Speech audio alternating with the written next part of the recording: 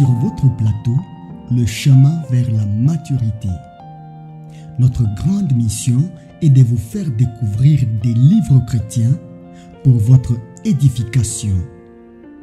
Ici, nous sommes convaincus qu'en écoutant et en lisant chaque jour la parole de Dieu, nous serons transformés à son image, grandir tel qu'il veut, être tel qu'il veut. Nous sommes en train d'exploiter actuellement les livres Découvre et expérimente sa présence, écrit par Marcelo Jérémy Tounassi, choisi pour vous par l'évangéliste Léo Sihava et le docteur Jonathan Mbatsu. La lecture de Grâce Moïsa. Introduction. J'ai constaté que la plupart des chrétiens de mon temps ont du mal à vivre dans la présence de Dieu, manifestant une sécheresse dans leurs prières. Ils sont monotones dans leur culte et manquent de culture en cette matière. D'autres ont du mal à être conscients de Dieu partout et en tout temps. C'est pourquoi ils ont souvent une sanctification liée à leur relation avec l'église locale. Et quand bien même que cette présence de Dieu se manifeste, ils ne savent pas comment la maximiser. C'est ainsi que certains se livrent à des impositions de main charnelle ou inventent des prophéties et d'autres sont habités par la peur et croient à tort que cette présence est une manifestation diabolique. Beaucoup de chrétiens sont ignorants au sujet de la gloire de Dieu. Ils appellent tout gloire, même l'effervescence charnelle. Une forte joie dans les cultes est généralement appelée gloire, alors que la gloire, c'est la présence de Dieu concentrée dans un endroit pour les changements des vies. Cette ignorance amène souvent les jugements de Dieu au lieu de la bénédiction. C'est ce qui fait qu'au lieu de devenir meilleurs, nous devenons pires, quoique nous pensions nous approcher de Dieu. Il est très dangereux de s'approcher d'un Dieu dont on ne connaît pas les principes, les fonctionnements et les exigences. C'est comme prier un Dieu inconnu, tel que nous dit Paul dans les livres des Actes des Apôtres. Acte 17, verset 23. J'ai noté que la présence de Dieu est devenue rare dans les assemblées. On se permet de dire que Dieu est là, par audace et positivisme sans avoir son approbation. Plusieurs églises vivent dans la présence de Dieu liée à sa divine omniprésence, mais pas dans celle attachée à son approbation. Elle ressemble au temple d'Hérode qui était beau à voir, mais dépourvu de l'arche de l'alliance. Il y avait culte, mais sans arche, car celle-ci avait été volée. D'ailleurs, plusieurs cultes rendus à Dieu sont des ikabod, signifiant en hébreu des vides spirituels ou absence de la gloire de Dieu. Ce nom a été donné au petit-fils du sacrificateur Élie lorsque l'arche avait été prise par les Philistins, pour exprimer le chaos dans lequel le peuple de Dieu s'est retrouvé sans la kabod, qui signifie gloire ou poids de Dieu en hébreu. 1 Samuel 4, 17 à 21. Au lieu de rechercher la face de Dieu, les hommes recherchent sa main. Au lieu de sa présence, ils recherchent sa bénédiction à l'image d'Israël dans le désert qui s'est contenté de la manne, de la caille et de l'eau et n'avait que faire de la face de celui qui les avait délivrés. Exode 16, versets 1 à 13.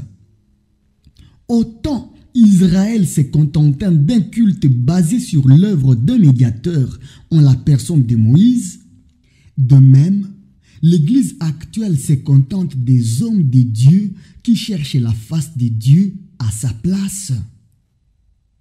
Et cela engendre des églises remplies de bébés spirituels qui ne savent pas rechercher Dieu pour eux-mêmes à cause d'une dépendance maladive vis-à-vis des hommes de Dieu et des intermédiaires.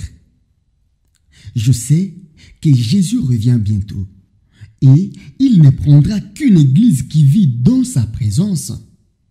Autant l'enlèvement d'Enoch avait comme déclencheur la vie dans la présence de Dieu, autant il est impossible d'être enlevé par un Dieu dans la présence duquel on est absent. Enoch marcha avec Dieu, puis il ne fut plus parce que Dieu le prit. Genèse 5, verset 24. Celui qui vit avec Dieu sur terre vivra de même avec lui dans le ciel, et celui qui n'arrive pas à vivre avec Dieu sur terre ne vivra pas non plus avec lui dans le ciel.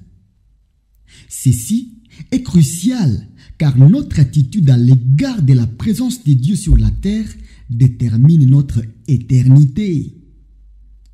Je sais que le réveil spirituel arrive dans l'Église et je souhaite que le plus grand nombre de personnes y participent activement. Parce qu'il est dit que la gloire du second temple sera plus grande que celle du premier. C'est-à-dire que l'Église du temps de la fin est destinée à expérimenter la présence de Dieu dans une dimension plus grande que celle de l'Église primitive. Agé 2, verset 9. Et l'histoire de l'Église a démontré que tout réveil se prépare et s'entretient dans la présence de Dieu. L'une des choses importantes à faire à ce sujet, c'est d'enseigner la dimension de cette gloire qui va bientôt éclater dans l'Église définitive. Tant que l'Église sera ignorante de cette vérité concernant la présence de Dieu, le réveil promis tardera. J'ai compris qu'il n'y a pas de meilleure saison pour l'Église que celle où Dieu lui-même est au contrôle. Le livre d'Apocalypse nous présente l'Église de Laodicée comme le modèle d'une Église que Jésus-Christ ne contrôle plus et devant laquelle il frappe afin d'en redevenir le maître. Apocalypse 3, verset 20. Cette parole ne s'adresse pas d'abord aux païens pour qu'ils ouvrent leur cœur à Jésus, mais plutôt aux hommes de Dieu pour qu'ils arrêtent de jouer les rôles qui reviennent à Dieu seul dans l'Église. Comment Dieu peut-il se retrouver dehors en train de frapper à la porte de sa propre Église? C'est lorsque le programme des hommes dirige l'Église et non celui du Saint-Esprit. C'est quand la sagesse et l'intelligence humaine s'élèvent au-dessus de Dieu à telle enseigne que ses serviteurs remplacent sa volonté par la leur. Dans certains cas, les modérateurs des cultes étouffent aussi la présence de Dieu en étant trop présents dans leur service au lieu de libérer la présence de Dieu en mourant en eux-mêmes. J'ai noté que les vies de plusieurs chrétiens souffrent d'une grave maladie, celle de l'absence de la présence divine. Cela touche le domaine de la prière, de la musique et de la vie en famille, etc. Engendra des zombies spirituels ou des morts vivants. Je crois que Dieu a toujours eu le désir de remplacer Ichabod ou la gloire bannie en celui d'Emmanuel ou Dieu parmi nous. L'apôtre Jean nous dit que la parole est devenue chair en Jésus-Christ pour que le vide spirituel soit complet par le divin. C'est pourquoi Paul s'écrit « Christ en nous, l'espérance de la gloire ». Colossiens 1, verset 27. Ainsi, en dernier lieu, j'ai observé que la venue de Dieu dans sa gloire inspirent la fuite à plusieurs, tout simplement parce qu'ils ne sont pas habitués au surnaturel.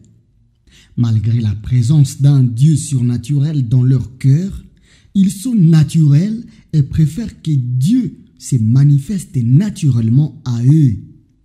Ils sont semblables au peuple d'Israël terrifié par Dieu devant les monts Sinaï au point de dire à Moïse « Va à notre place, car l'Éternel ton Dieu nous fait peur. » Exode 20, versets 18 à 19.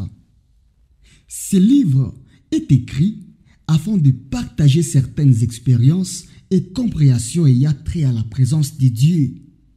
Ce sont des vérités qui pouvaient rester sous la table, mais poussées par le Saint-Esprit, j'ai décidé de les partager selon qu'il est écrit « On n'allume pas une lampe pour la mettre sous le boisseau, mais on la met sur le chandelier et elle éclaire tous ceux qui sont dans la maison. » Matthieu 5, verset 15. Cet ouvrage représente donc un écran sur lequel j'expose toutes ces révélations et observations que j'ai acquises dans le secret pour l'édification du corps de Christ à travers le monde. Découvre et expérimente sa présence est un ensemble des principes guides de la relation du chrétien avec son Dieu. Mon désir et même ma prière est qu'en lisant ces pages, tu fasses autant que moi la découverte et l'expérience de certains rouages de la divinité. Mon souhait est que tu sois conduit à avoir une profonde intimité avec le Saint-Esprit afin de devenir l'ami de Dieu. Ce qui est une grande dimension de la foi. La Bible nous parle du patriarche Abraham qui devint l'ami de Dieu au point de participer au conseil divin. Ce livre a, entre autres, le rôle d'enclencher des automatismes humains compatibles à la communion avec Dieu, lesquels chez certains demeurent étouffés par le péché, l'ignorance et la religiosité. C'est parce que nous avons compris que la présence de Dieu est le remède contre tous les vices et les situations difficiles du temps de la fin. Voilà pourquoi nous recommandons cet ouvrage. Ainsi, tout serviteur de Dieu pourra s'exposer sur la plage de la présence de Dieu, que ce livre ne fait qu'en ouvrir les étendues.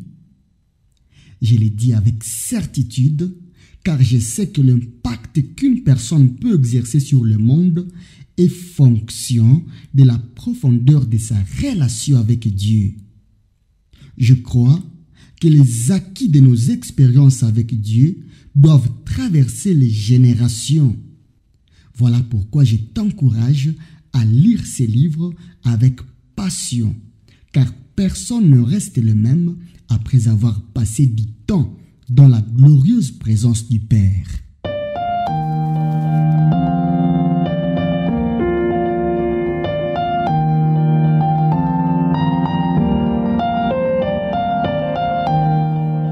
Merci d'avoir suivi cette capsule. Elle a été tirée du livre « Découvre et expérimente sa présence » écrit par Marcelo Jérémie Tounassi. Il s'agit de l'introduction de ces livres. Nous espérons que cette introduction vous donne le goût de découvrir la suite des chapitres. Vous êtes sur le chemin vers la maturité. Sur ces plateaux, nous vous rendons disponibles des capsules de lecture des livres chrétiens pour votre édification. Ici, nous sommes convaincus qu'en écoutant et en lisant chaque jour la parole de Dieu, nous serons transformés à son image, grandir tel qu'il veut, être tel qu'il veut. Nous avons hâte d'entendre des témoignages de vie transformés par l'écoute de l'Évangile. Grâce et shalom à tous.